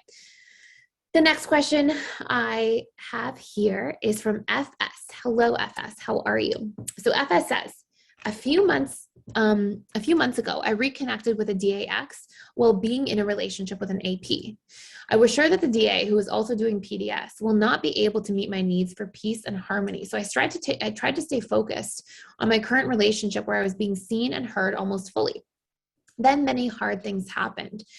Cancer scare, my kid going into rehab, etc. I'm sorry to hear that. Me and AP went from dating to dealing with life. A week ago, my ex asked if we could try us again with the new PDS knowledge, and I allowed myself to consider in my heart. Now I am confused. I feel disconnected from my AP and wanting my ex. I don't know if this is the logical decision. What's happening, and what do I do? Okay, beautiful question. Okay, so what I would say here is, to be honest, I would take the time first. And the first thing I would say, and you're doing this specifically because it's going to be what helps you stay in integrity to yourself, which will help you trust people long-term better as well, is the first thing I would say is I would tell your DAX, you can be honest, you can be like, hey, I'm not going to lie, something came up for me that I was like considering or feeling, but I'm currently in a relationship and I have to do my due diligence to see where I'm at in that relationship before ever considering like seriously to proceed getting back together with you. I need some time. And I would pick some time that's like a good deadline for you, a month, 2 months, 3 months, to like really put your work into your current relationship to see where you're at and what's going on. And I would ask that person, hey, like that's what I'll need. Then I would go into your current relationship, and I would specifically sit down and I'd say, hey, we've been dealing with life. We haven't been relating. And a lot of things have come up for me. And these are some of the unmet needs, and these are what they are. And I want to know your unmet needs. These are some of the love languages that I feel like have been missing, that we haven't been interacting with. And these are some of the things that have come up maybe in terms of fears or triggers or wounds. And let's sit down and talk about how we can work through these things and move the needle. And then I would do that for that period of deadline. Maybe it's a month, maybe it's 2 months, and really see. And do you get that like excitement back and that fire back? Because often when we're yearning for for someone from the past, we are actually yearning for whatever's unmet from our relationship in the present. Now, I understand it's extra appealing because somebody now has like emotional literacy and the tools and all this stuff. And you're like, wow. And it kind of creates this extra potential for connection. But you really want to make sure that like at the end of the day, you still ended that relationship for a reason, right? And it doesn't mean just because someone has the tools that it's still the perfect, most compatible, really, like you don't know yet. So you really want to be able to go from like, let me move through this part. Let me really pour into my needs that are unmet in my current relationship. Let me be consistent. Let me really show up. And then I can proceed to see where I'm at. And then I can give that person from my past a clear answer when I'm clear. And by really separating that out and putting a boundary around one and the other, it allows you as well to not like how those relationships bleed into each other, have problems or friction, and still make a decision that's truly right for you. So really great question. And thank you for your vulnerability of sharing. And I hope that makes a whole lot of sense. Okay. I'm going to do some live questions. Let's go to the live. Robin just earned essay 67%. Congratulations, Robin. That's fantastic. Thank you. Let's hear your question if you want to share. Yeah. So sorry, I just had jaw surgery, so it might be a little garbled. Oh my gosh, no worries. Robin, if you're in pain at all, you can always post your question at the bottom of the chat and I can read it. I don't want you to like be trying to chat with your painful jaw, or are you okay? Oh, yeah, I'm fine. Thank you. Okay. So my question is, I've been trying to figure out how to form it, and I think I finally got it. So I wrote it down, and it is, okay, my situation is very unique. My ex-girlfriend I live with broke up with me in her mind a few weeks ago. Okay. I just found out, and we still have an extended period of time on this lease that we have together. Basically, I hit the top 5 triggers for an FA, like nailed them square on and didn't even know. So I still am there for her. I want to be there for her, but she has gone far into the DA. And I don't know how to navigate the no contact, what the amount of, hey, I'm here for you. How do we make this work? How do I set the boundaries? So yeah, I'm in a very, like I said, unique situation, and it's been really difficult to navigate. yeah. And it's extra like confronting because you're living with the person on a daily basis, it sounds like, right? Yep. Yeah. Okay. So great question. It's awesome that you're recognizing, like, oh my goodness, I hit the top 5 triggers. The first approach I would take is I would start by just giving a lot of space for a day or two. If you haven't been, like, just give like that full amount of space. It often just gives that person the time to like, part of why FAs push so hard is also because they have some codependent tendencies. And so they're afraid, like, if I let you in too close, I'll let you in all the way and I'll go back into my old patterns or own ways. So sometimes it's like their strategy to just maintain a boundary. So I would start, Robin, and I would just give like a lot of space for a day or two, respectful space, and just be like, hey, I can see you need space. We're cool. I am going to be like maybe a little bit distant, but it's just because I'm respecting your space. I have no hard feelings. And I would just say something like that, then give a lot of space for a couple of days. I know it might be difficult, but just, polite, respectful space doesn't mean like ignore her if she walks in the house or something like that. The second thing is after a couple of days, you may see what you're likely to see is a little bit of warming up, like a little bit more like just comfort or initiation or chatting. Usually you'll see it after like 3 or 4 days. And then I would take the time to be like, hey, I'm learning stuff and I want to chat with you if you're open to having a conversation, and sit down maybe over a cup of coffee or something like that and just say, hey, can we just chat? I am learning some things. And I would say, I learned these top 5 triggers. I learned that you have these top 5 triggers. I'm really learning about myself and other people and relationships and all these different things. And I understand what that must have felt like and how that would have affected you. And knowing what I know now, I would have done this, this, and this instead. And give those things. It's very powerful for a fearful one to have space to just go back into the relationship to themselves, and then to proceed to be like, oh, here I am, and I am seen by this person. They understand me. They know what my needs would have been instead. Like it makes them feel really connected. So I proceed to do that. And you'll probably see a bit of a warming up. And then you can ask questions too, like what would you have needed instead? How, what's going on? Walk that middle line. Don't go too far into like, let's be back together right now. And don't go too far into like, that's fine, let's never talk again. You really want to be like in that sort of middle space and kind of like, you can hint at like, I'm, interested in sort of continuing things, or I'm interested to talk about some of this stuff. But you want it to be sort of consistent and slow moving, like kind of dripped out over time.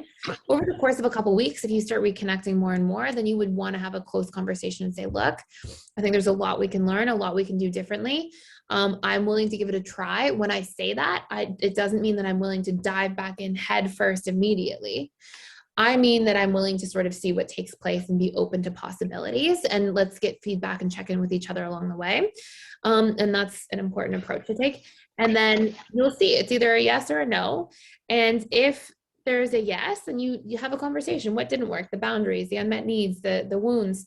And what do we want to do this time instead? And you can be as intentional as possible, and you keep doing the work. It sounds like you're becoming much more secure, so it's fantastic. And then the other thing too is when if she says no, then at some point you have to just be like, okay, she says no, I just have to. And then I would instead say, okay, well, I'm glad that we've been reconnecting a little bit more and been more civil, and let's set some intentions for how we want the rest of our time together at this lease to go. How often do we want to talk? How often do we want to show up and communicate? What type of interactions do we want to have? Like, what's important? Because I want us to both at least feel comfortable with each other, and like we can live in peace with one another. So let's have a transparent conversation about that. And then it's a win-win. You either move on and get to heal with somebody who, and in the future have room for somebody who wants to do the work in a relationship, or you get to be in a position where you're both getting to work and be back together in a healthier way. Yeah, because I did that in our breakup conversation. I was like, well, I need for you to tell me what you need in a relationship. And it turned into, you need to read my mind. Yeah. So it was the lack of consideration, the not knowing what it was that she needed, because they don't tell you. They just expect, hey, you're supposed to know this. So, and it was a lot of tiny little things over and over and over. So. Yeah, exactly. And by you going back and saying that, but then you can clarify and say, look, I learned these things now because I went and figured it out.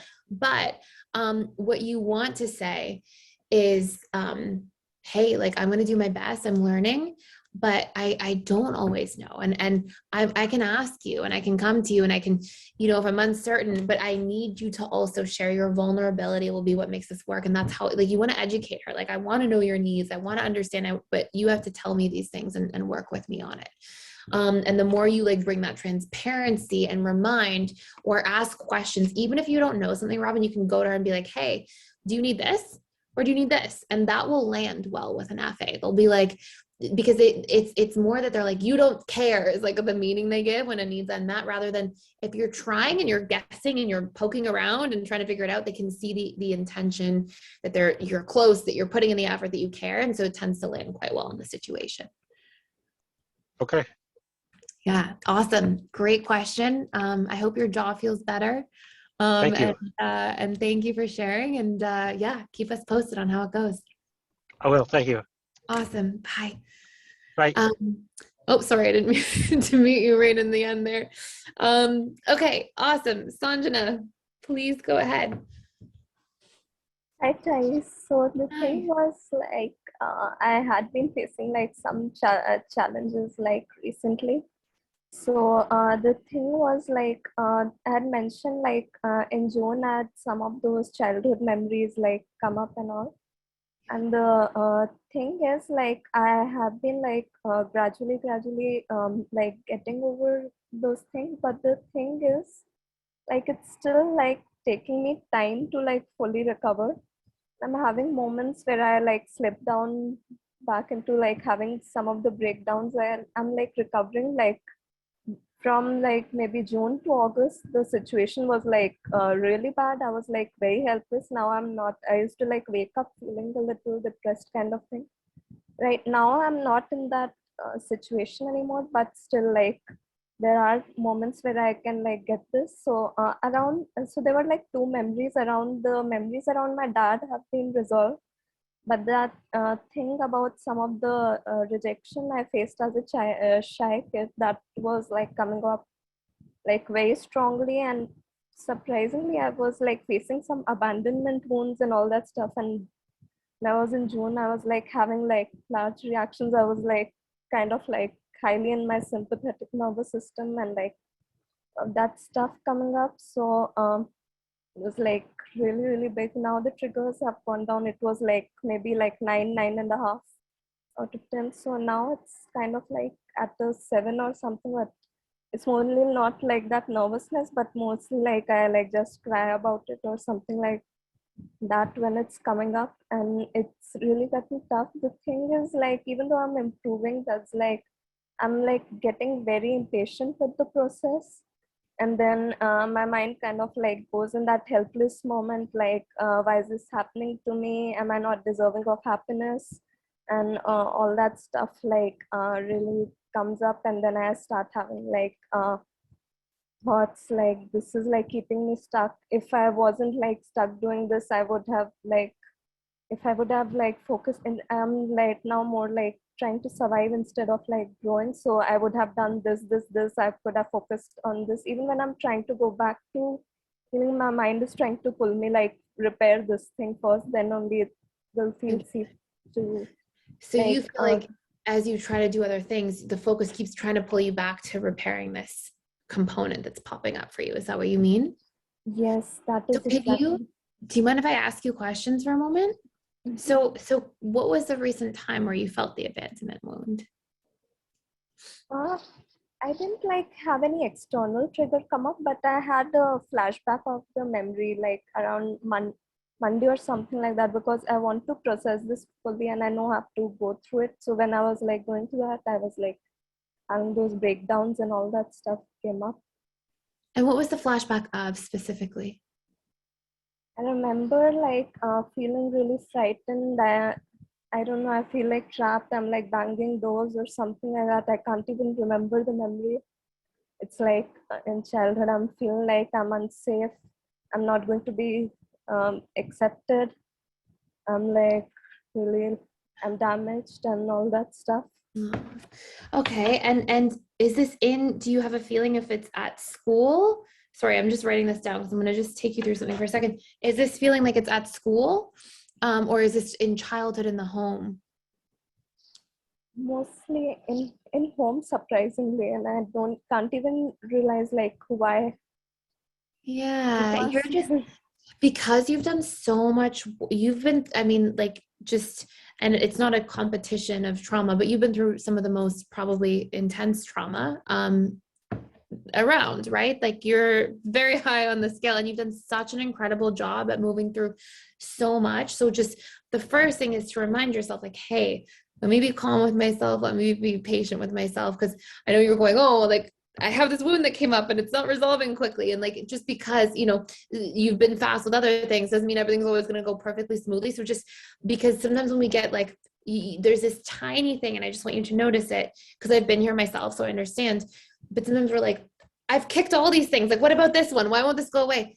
I just abandoned myself in that moment because I went into judgment instead of being with myself and like seeing myself and making my own relationship to myself safe. Right. So if you're having sort of these moments come up from childhood where there was like feeling unsafe, you said feeling damaged, feeling like you're going to be abandoned or can't connect, a couple things you can do. You can go in and you can actually be like, look, let me really take the time to see how, like, and sit with yourself.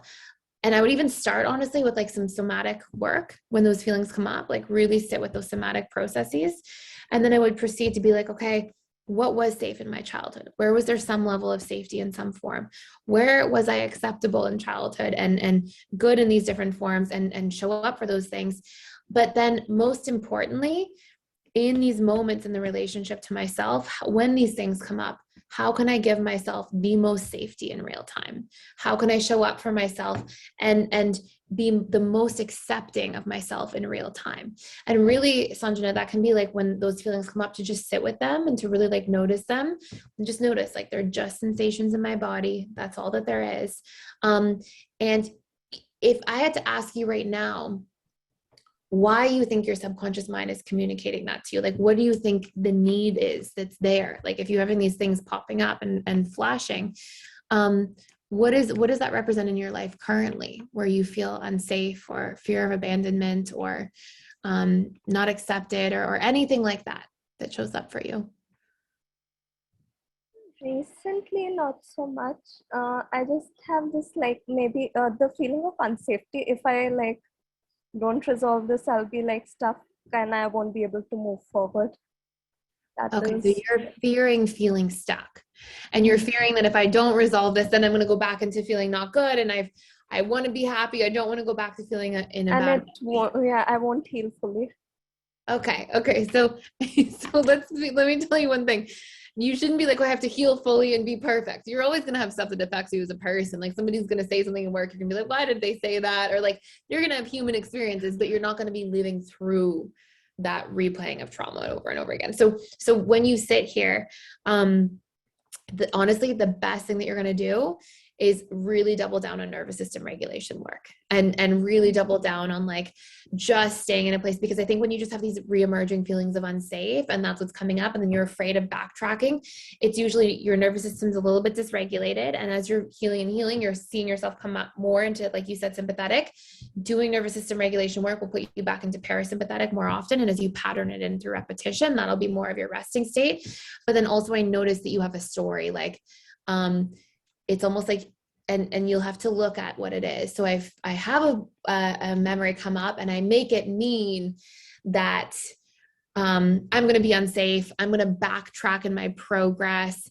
I'm going to become unhappy. Like it's like you have a piece of meaning that you're giving in there. Do you know what it is? Yeah. Oh, only one more thing that I just remembered. The thing is also like, since I have this abandonment wound come up, I'm also like getting a bit of like an identity crisis sort of a thing, because like I don't identify with this phone. This is not me. So I've kind of like disoriented a bit. So I'm like trying to figure myself out sort of thing, Yes. like how did Yeah, you've just someone. done enough work where you've made that abandonment wound conscious, like where most DAs are like, oh, I don't have that wound. That's not a part of me. You've just done enough where it's like, oh, I'm actually like being able to pull some of this up. My mind feels it's safe. So, okay, I'm going to give you 3 core things. Number 1 thing, nervous system regulation work. Number 2 thing, if you have any like memory that's coming up or you feel unsafe in childhood, and what I think is, it's not even the memory, it's like you're fearing feeling bad more than it is feeling bad about the memory that's arising. And so it's like, what are you making that mean? And if you can sit with that in real time and be like, oh, I'm making it mean like I won't have control over how I feel, or I'm going to lose control of my progress, or I'm going, then equilibrate that. Why won't I lose control of my progress? How do I have tools to control how I feel and to show up differently in the relationship to myself? So do some equilibration work there while doing the nervous system component. And then the third thing is the identity crisis comes from the fact that you're giving it meaning, like, oh, I shouldn't have this wound, right? You're making your own judgments about the wound rather than just seeing it as feedback. Like, especially DAs go through a big form of neglect, which is its own form of abandonment. Then you repress that and your need for connection. But now that you're healing and becoming more secure, okay, now there's this need for connection that's there and that's present. And when I'm not getting it, how can I give it to myself? Or how can I ask for connection from other healthy people around me, and not being afraid to like actively initiate connection in your life, and also look for, okay, what would make me feel more connected to myself right now, and to really have like a short list of strategies to meet that for yourself. So when it does come up, you have places to go, but don't worry about judging. Like, I shouldn't feel this way. I'm a DA in my core. I should, like, don't go down that rabbit hole. Stay on like, what can I do here in this situation to give connection to myself, or to go out and initiate it with others. And doing that over and over again will make you feel like, okay, this is comfortable and safe. And when I feel a certain way, I have strategies there to be able to move beyond it. So really great question. Keep me posted with how it goes. And don't give too much meaning to if something comes up. Don't make me know I'm going to go backwards or all these different things. Just stay on focusing. Hey, what can I do? What is this expressing or communicating to me at this time? And how can I execute on the need? Definitely. Now I'm like feeling better. Thank you so much. I'm like sorry for like just raising my hand so soon between the live questions. I usually wait around a month just to give everyone a chance. Oh, But you're so since sweet. I feel like you waited like 3 weeks or so and you were waiting. Don't worry. And you're always welcome to share. So thank you. Thank you. Thank you. Okay, E, would you like to go ahead? Hi, Thais. How's it going? Hi, good. How are you? Pretty good, thank you. So I have messaged you about this before. And it's out there. I was dating this guy for about 3 years, and about 7 months ago, I moved. We were long distance for about 3 years, and 7 months ago, I moved in with him. Things were really good up until the last like month. We just kept having recurring issues. And anytime I would say like, this is how I feel about this, he would kind of gaslight me, say I'm crazy, say I'm this and I'm that, and kind of turn it around on me like, oh, this is your problem. You have to fix this. Saying that, just essentially making everything my problem. And I was living there. I didn't really know anyone. And so I do believe there was some codependence there. I was really vulnerable. I was looking for him to make me feel secure. There was incidents in the relationship where he was making me feel insecure. And so eventually, like after so much communication, I said like communication is not working anymore. Like it just seems to be kind of reflected on me now. And so he was unhappy. The last month really removed intimacy. I asked him about it and he said he was unhappy. He suggested we try therapy. We went to therapy. We both agreed it went well. We loved each other. Like it was a good sign that we were there. And he got really mad the day that we got our homework, and I could tell he was angry. And so I said, like, is there anything I can do to help? He said, chalk it up to a bad day. He didn't want to talk about it, but thanks. Next day, he took me out on a date. He was mocking me in the restaurant, like just really resentful. And it was just I didn't say anything because again, like communication was just not working. The next night, he suddenly like broke it off, like just said he didn't believe that his communication was an issue. That he didn't think therapy was the solution for him. And basically just he was unhappy. I expressed that I was upset about it. Like, why couldn't we try a different therapist? He said, I love you. I'm not happy with the turnout of this. I am really sorry how it turned out. If you need anything in the next coming weeks, months, what have you, just let me know. Like, I want to be there for you. First week, very upset, like visibly, staying up till all hours of the night, drinking more. I was like really anxious at that time. Like it was just, I was, reading into everything he was doing. Last 3 weeks I was there, very hot and cold. I left, he never said a word to me, which it really hurt me overall. And yeah, so anyways, it's been 3 weeks now, no contact. He reached out to me a week after I got back, just said I left some stuff. I said, okay, hey, thanks, here's my address. He finally sent it. I got it and I realized like I have plates there. I have something for my mom who's deceased. So I messaged him and I said, hey, like, look, hope you're doing well. Thanks for sending all this stuff. I do realize, I know it's a little late, but I forgot all this stuff. And he said, I have more stuff here and it's too heavy to send. Are your aunt and uncle coming by? My aunt and uncle are 7 years old. And I just like, again, like the whole hot and cold push pull thing throughout the whole push pull throughout the relationship, hot, cold afterwards. Mm-hmm. So he said, like, are your aunt and uncle coming through? They can pick it up. And I said, yeah, they are. I said, what day works best for you? And he said, well, I'm going to be around tomorrow. So tomorrow would be the best. So we agreed to have my aunt and uncle come there today. So my aunt messages me and she says, we never saw him. And so I said, well, did he leave it all outside? And I mean, they're 7 years old. So she said that he left it all in his truck box. And so again, it just like rattled in my courts. It's just like, he's talking to me. He's being so mature and civil. And all of a sudden he just dumps my stuff outside. My 7-year-old. And again, it just I'm angry. I'm sad. Like, I don't understand why he's treating me this way. And like, he resents me. And so your question is like how to form a healthier like amount of closure with him, or is it to how to move on or how to deal with the anger you're feeling, or what's the like thing that you want to focus on? Kind of all of the above, like just how to accept things, move on. Like I've just at this point, it presents me to the point where it's like I feel like reaching out to the PGA. Sorry, sometimes I think you might have your mic covered with your hand and you kind of fade. Sorry, no, my laptop has this thing where if I'm too far away, it doesn't pick up on the sound. It's okay. Yeah, no, kind of just like all the above. Like I've kind of come to the conclusion, like I think he is a DA, and like so vulnerability is not his thing. So I've just been leaving him alone ultimately. And yeah, just like closure and trying to like I find myself ruminating on it, you know? Yeah, absolutely. Okay, so great question. Thank you for sharing all of that. So there's a few things in here. So the first thing is I think understanding helps release resentment sometimes. And just so you know, it's very common for DAs when they go through a breakup to almost treat the other person like just so with so much coldness. And what's actually happening is this is them putting up their giant shields. And DAs internalize their pain, and the more pain they have internally, the more they want to protect anyone from seeing their pain or protect anybody from like seeing them vulnerable or anything like that. So they'll put up these really strong big walls as a strategy for self-protection. And you know, they you can think of DAs as well sometimes as like, so we know we have our BTEAs, right? We know we have our beliefs that lead to thought patterns and emotions then drive our decisions and behaviors and or actions, right, is the A of BTEA. And for DAs, because they stay so far repressed in their emotions, it's almost like they have belief and thought patterns, and it kind of just, you see how they're doing based on their actions and behaviors the most when they're not like doing inner work. So you'll see, for example, like the DA might be like, oh, I'm fine, I feel fine. But like you said, like he's drinking heavily 5 nights of the week or 6 nights of the week. And it's like, he says he feels fine, but he's just not feeling his emotions. He's going right into coping mechanisms and behaviors. And you can tell where he's really at by how he's behaving. And so you'll see this dynamic. And so what I can tell you with almost certainty is like, he probably didn't know how to express himself. He probably felt hurt that the relationship ended because obviously he cared enough to try to go to therapy. But like, we can't have a one try to go to therapy and then a rejection. That's not going to move the needle in a relationship, unfortunately. But obviously, like, that's a scary thing for a DA. So it's like their feelings minus their fears. Their feelings have to be quite strong. So he would have been hurt by the relationship ending.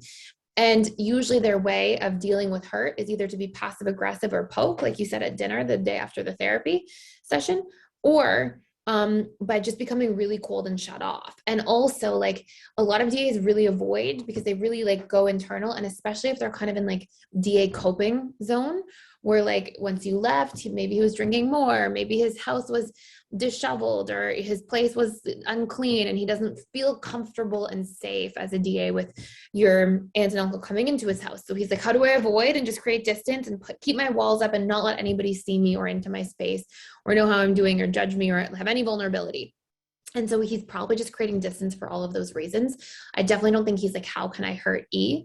I think he's probably like, like my house is a mess because I haven't been taking care of anything, or, you know, these sorts of things, because DAs, when they're struggling, their life can kind of, they'll have all these creature comforts that they pile on and they stop taking care of things for periods of time sometimes. So that's the first thing. I really think that that has to do with like that direction. But it doesn't mean, oh, then have compassion for it at the expense of myself. It means like have compassion that can maybe be like, oh, I'm not making it mean I'm not good enough, or I'm unloved, or I'm bad, or I'm being punished because I didn't show up well in the relationship. Like, you're not giving it internal personalizing meaning. So you can depersonalize it, but then also, hey, like, even better reason to focus on your boundaries and staying focused on being out of the relationship. So that's one. Number two, you want to look at what meaning you're giving to it specifically, and try to question that meaning. Are you making it mean anything about you? I am unloved, I'm not good enough, you know, all those things, and really try to pull it through like the emotional processing tool for sure. And then step 3 would be, okay, what I'm ruminating, what needs am I trying to get met through rumination? Is it understanding so I can have certainty? Is it closure so I can have certainty and just peace of mind? Like, what is it in there? And if you're really needing closure, what I highly suggest is, because you kind of have this back and forth thing, I would be like, well, what would give me closure? Because you're still kind of in communication, right? Would it be like us just saying, I'm sorry, us just saying, here's why it didn't work, here's why it can't work, us just saying, hey, let's try to go no contact, and maybe we can try to be friends in 6 months, and we can try to reach out to each other if we're interested in a friendship. So just try to get really clear on what would bring you certainty and closure. And if you feel like that's an important thing for you that will meet needs, you can facilitate that conversation. You can say, look, I'd love to chat for 10 minutes. I picked up my staff. I just wanted to have one last conversation about closure. maybe thank each other for the time we did spend, acknowledge, that we're going to go our separate ways, put boundaries around how much or little we'll communicate, and then have like a nice clean break. So I'd really first like, do the deep personalization work, do the meaning work, identify what your needs are, see how you can give those needs to yourself. If you go through the how to heal from a breakup course, some of that stuff is in there as well. And then I would be like, if I really need closure, go and have a conversation to facilitate it. Does that all make sense? It does, especially the personalization thing, because I feel like, yeah, that first, well, actually, when I got the package that he'd sent me originally, it didn't have my name on it. And I just moved here to a different province. So I actually didn't have anything like with proof of address, and you have to submit ID. And he did this on purpose. Yeah. But, And I have been, so I do need to work on that as well. And I'm definitely going to consider like if there is a means for me to kind of communicate with him, like to get some closure. yeah, I think that's wonderful. And I mean, let's just be honest, if he did do it on purpose, which I would highly doubt, because it's not usually how DAs deal with stuff. But if he did do it on purpose, it's only because he's hurt, he's trying to hurt back because he's hurt over you, right? So it's just hurt. But highly likely, like massive chance, way bigger chance that he's just coping. He's like sinking into himself, and he's just like doing things to get by and kind of in survival mode, because it's often how DAs are after a big shift or change. And so that's the output of the behavior you're seeing. Awesome. Thank you so much. You're the best. Thank you. And thank you for your vulnerability and your question. And keep us posted. Okay, iPhone. I don't know sometimes I'm like, who's behind the names today? But iPhone, if you would like to go ahead. I saw your question was like next in the chat, if it's the same person. So I was like, okay, can you unmute? iPhone. Okay, iPhone. I saw the question next in the chat was from iPhone. So I'm going to read it from the chat, and then I'm going to answer it there. And hopefully there's only one iPhone in here today, because sometimes we have multiple iPhones. Anyways, okay. So iPhone says, hi, Thais. What's the best way to handle feeling shame and anger as an FA when your avoidance side kicks in and your ego brain is trying to convince you you're not happy? I've learned half the battle in knowing that what I'm going through is a trauma response, but I still feel shameful, like I'm not happy when I know deep down that I am. Oh, beautiful question. And thank you for sharing. First step, when you're in that strong response, and like, honestly, when FAs have a shame response, sometimes their shame response is like, and I'm not going to speak on behalf of all FAs, but I've seen this a lot. This is something I experienced personally. Shame came with like self-loathing, and shame came with like helplessness. And it would just like, you could go from like a 0 to 60 spiral, where you go from shame to just like beating so hard up on yourself that it's almost just like all this like anger, and it feels so overwhelming. Best thing to do, literally, if you can, just do some somatic processing. If you haven't done the somatic processing course, it asks you, and there's like a whole bunch of reasons behind it. And it's based in like a whole bunch of research that was done on our relationship to our emotions and our brain and our prefrontal cortex. But if you sit down and you just witness your emotions, just sit with them, just notice what shame feels like, notice they're just sensations in your body, notice where you feel pressure or knots in your stomach, and just try to like be with the sensations until they sort of pass, and just witness them. Or you can actually actively work to equilibrate them, where you can be like, okay, shame feels like pressure in my chest, heat on my face, my arms, knots in my stomach, like all this helplessness and shame, and even like a weight on your back, like heaviness on your back, all these different things. And if you can sit with it and just imagine the opposing, because all emotions are just sensations in your body that just reflect like stored old beliefs or thoughts.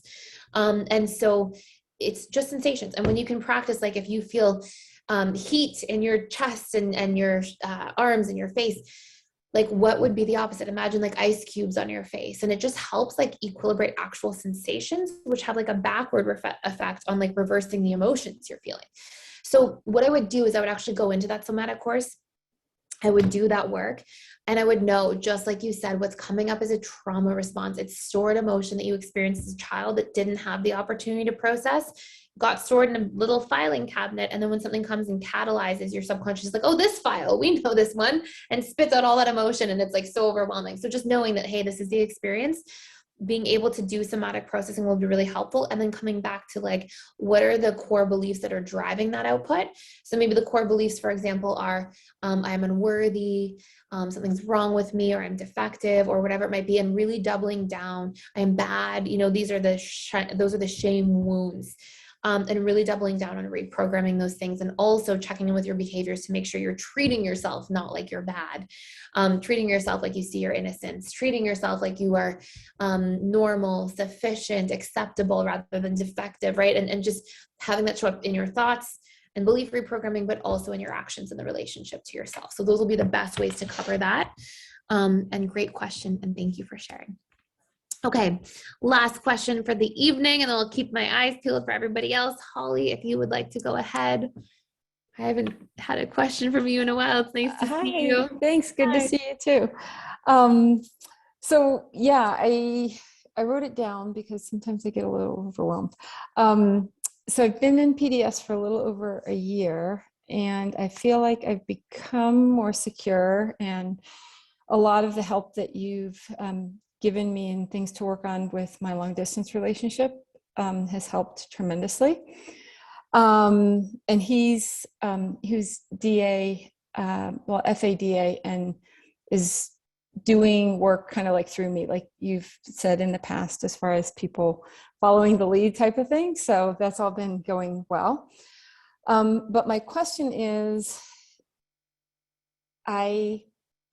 now I'm like rethinking my needs, and I'm going back and I'm questioning a bunch of stuff about myself.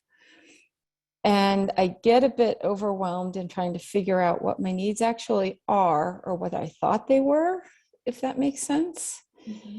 And then that's tying into goal setting for me, as well as career change. I'm just questioning everything. And then I get overwhelmed and I'm like, I don't even know, do I know anything? And it just, is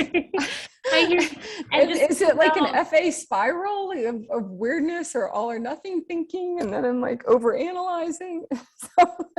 Yeah. Okay. So take your time. Okay. So first, just can I ask you one quick question, just because I'm just super curious. So you feel like he's actually becoming more secure now too, through following your lead, and because you said he was DAFA, and now you feel like you're sort of getting into like secure as a collective.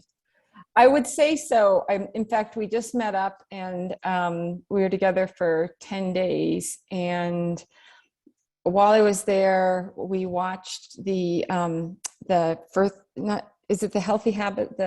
Healthy not habit? The one like once you've been secured, but the other, like your first course. It's like the mini introductory. Emotional mastery. Oh, Handbook to a Better Life. Yes, that one.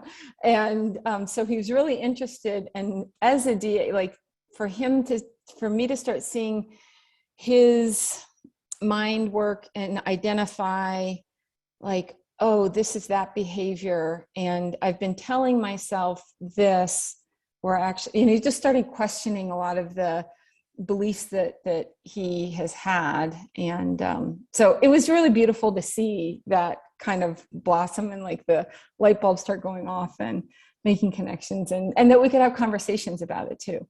So it was good. That's so beautiful for you, because you're sharing, right? Like you're passing the torch along. So you're, through your work, are able to share, bringing more security into other people's lives, not from a responsibility place or codependent, but from just leading by example. And that's just so beautiful. So I just wanted to say, great job. Anyways. Well, thank you too, because like some of the stuff, like after, like I can totally identify the DA, like when he would be like an emotional hangover type of thing, like after we'd be together and then I'd fly home, like he'd go MIA and that whole thing. Now what happened was I could see the transitioning happen. It always happens on the last day that we're together, and he starts freaking out because of the change. He doesn't deal with the change part of it well. But then like within 24 hours, he was like, I'm so sorry about our last day together, and like him recognizing the pattern and changing the pattern and communicating about it and going to that's so nice. Anyways, okay, amazing stuff. I'm so happy to hear that. That's beautiful. And it makes my heart happy that when we learn, we like then pass it, and then more people heal, and it's really nice. So anyways, great work. Okay, so just one other thing.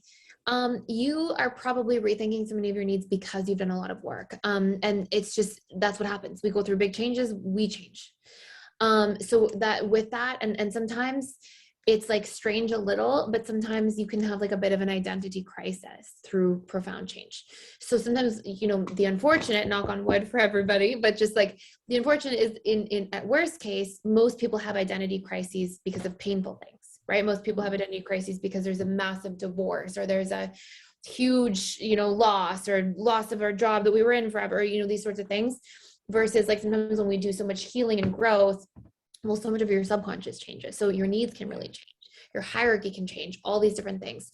So what I would recommend doing is, because you've done so much work, I would recommend, like, have you taken the needs course again from the beginning since going through all this change is my first question. I haven't, done the whole, I haven't taken the needs course again fully. I've looked at it and I'm like, is that still my need? I mean, I still battle between my certainty and novelty needs. Yep.